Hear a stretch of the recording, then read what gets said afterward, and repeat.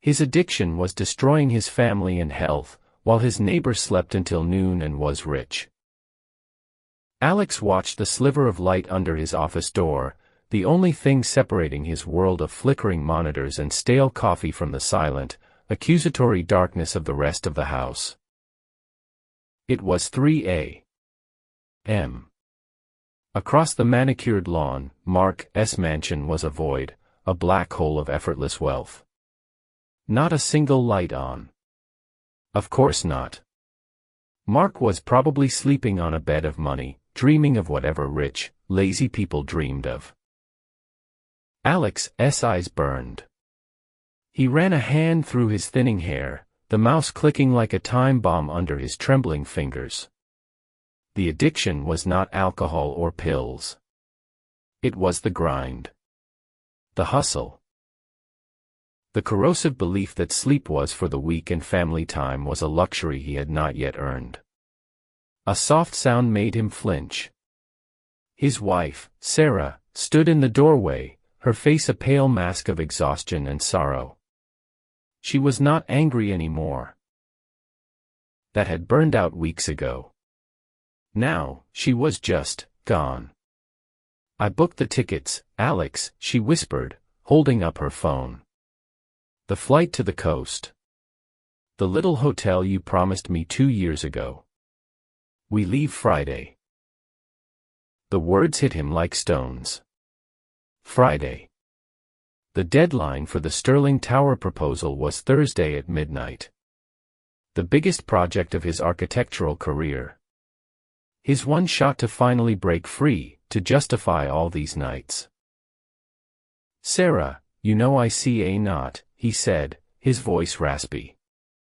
"This project, it's everything. After this, I promise, we can go anywhere." "You always say that," she replied, her voice flat. "There's always another, after this. I'm not asking you to choose between me and your work. I'm asking you to choose between our life and your obsession." The choice was a physical weight, crushing the air from his lungs. His family or his future. It was an impossible, unfair equation. He was about to argue, to plead, to make another hollow promise, when an email pinged. The subject line made his heart stop: "Sterling Tower, urgent update." He opened it, his hands shaking. It was from the client himself. "Mr. Vance, just a formality. We were heavily considering your competitor, Mark Haddon, for this project. His firm's efficiency is legendary. But your personal commitment, the fact that I can get a reply from you at 2 a.m. That's what sealed the deal. We value a man who is all in. See you Thursday." Alex stared at the screen, a giddy, toxic relief washing over him. It was not a choice anymore. It was validation. He looked up at Sarah, a triumphant, pitying smile on his face. "He chose me, Sarah. He chose me over Mark. You see. This is why I do it." Sarah did not say a word. She just looked at the screen, then at him, and her expression broke him. It was not disappointment. It was grief, as if she were looking at a ghost. She turned and walked away, and the only sound was the soft click of her bedroom door closing him out for good. He acted on his choice with the fervor of a zealot. The client's email was his scripture, and the Sterling Tower was his salvation. He did not sleep for the next 48 hours, fueled by energy drinks and the righteous fire of his own sacrifice. He ignored Sarah's calls. He missed a text from his son about a school award. The world outside his office faded into a distant hum. Every line he drew, every calculation he made, was a brick in the monument to his hard work. The downward spiral began subtly. A misplaced decimal point in the structural load calculations, caught and corrected at 4 a.m. A call from a supplier, annoyed that Alex had forgotten to confirm a crucial materials order. Small fires he frantically stamped out, telling himself it was the price of genius. He was so deep in the maze of his work, he did not see the walls closing in. On Thursday evening, hours before the deadline, he hit send on the final proposal. A masterpiece of 150 pages. He leaned back, his body screaming in protest, a wave of vertigo washing over him. He had done it. He stumbled out of his office, ready to collapse, to finally sleep. The house was too quiet. A note was on the kitchen table. "I've gone to my sister S. Your son is with me. The house is yours, Alex. I hope it was worth it." His blood ran cold. He tried to call her, but the phone went straight to voicemail. Panic, cold and sharp, pierced through his exhaustion. As he stood there, his world crumbling, his phone rang. It was the client. "Vance," the voice boomed, devoid of its earlier warmth. "My engineers just found a fatal flaw in your proposal. You overlooked a key city zoning ordinance. Your entire foundation plan is illegal. The presentation is off." Alex's mind went blank. The zoning ordinance. He made a note to double-check it, a small task lost in the hurricane of his sleepless nights. I can fix it," he stammered, his voice cracking. "Do not bother," the client snapped. "You just cost me a month and a lot of political capital. We redone." The line went dead. The project was gone. His wife was gone. He sank to the floor, the pristine white note a cruel counterpoint to the ruins of his life. And as if the universe had one last joke to play, a certified letter lay on the doormat, delivered that afternoon.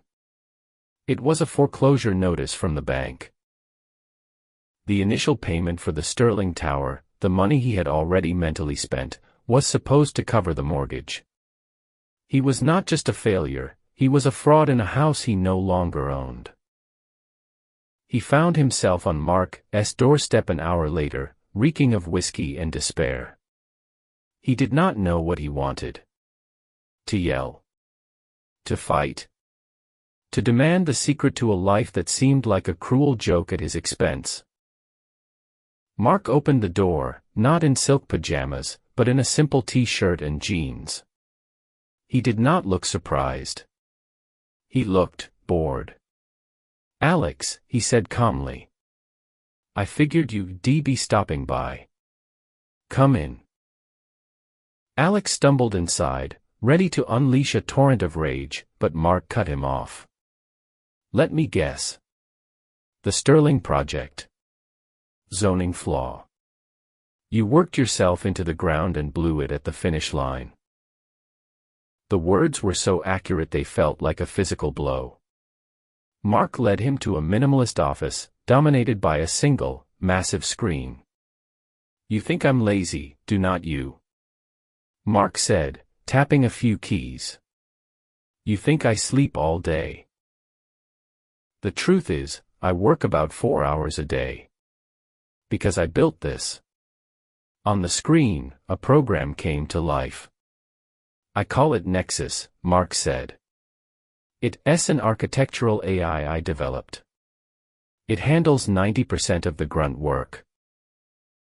Compliance checks, material sourcing, structural analytics, all automated. The zoning flaw that sank you. Nexus would have flagged it in 0.8 seconds. He turned to Alex, his expression unreadable. "I can help you. We can run your proposal through Nexus, fix the error, and resubmit. You can save your career. Right now." A surge of delirious hope shot through Alex. A lifeline. A magic bullet. He numbly handed over his data stick. For the next hour, He watched in stunned silence as Mark's AI elegantly dismantled and rebuilt his flawed masterpiece. It was beautiful. It was perfect. Mark made the call to the client, putting it on speakerphone, explaining that a clerical error had been fixed. The client, impressed by the speed, agreed to see them both in the morning. For a moment, Alex felt a flicker of partnership, of victory snatched from the jaws of defeat. The next morning, in the client's boardroom, the presentation was flawless.